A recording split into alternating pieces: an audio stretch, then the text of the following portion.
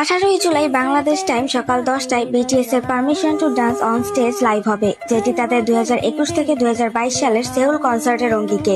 এই live অ্যালবামে 22টি track অর্থাৎ গান থাকবে।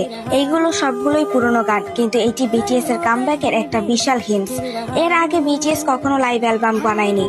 এটা তাদের প্রথম লাইভ অ্যালবাম, যেটি নতুন না, কিন্তু আমাদের জন্য এটা নতুন। বিটিএস ফেরত আসার পর ফার্স্ট অ্যালবাম। এই অ্যালবামে কোনো নতুন গান নেই। বিটিএস নতুন অ্যালবাম রিলিজ করবে 2026 সালের মার্চ মাসে, যেটার তারিখ এখনো ঘোষণা করা হয়নি। 2025 সালে বিটিএস এর কোনো সিঙ্গেল গান আসতে পারে, যেমন বাটার ছিল সিঙ্গেল। সেরকম কোনো একটা গান আসবে, সেটা অ্যালবামের অন্তর্ভুক্ত নয়, শুধু একটা গান। সেটা কখন বের হবে সেটার সময় এখনো ঘোষণা করা হয়নি। বিটিএস ইতিমধ্যেই বলে দিয়েছে তারা অ্যালবামের কাজ আমেরিকাতে শুরু করে দিয়েছে।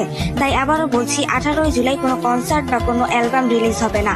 হবে বিটিএস এর প্রথম লাইভ অ্যালবাম, যেটা 2021 সাল থেকে 2022 সালের permission to dance on stage Seoul কনসার্টের টোটাল 22টা গান নিয়ে হবে।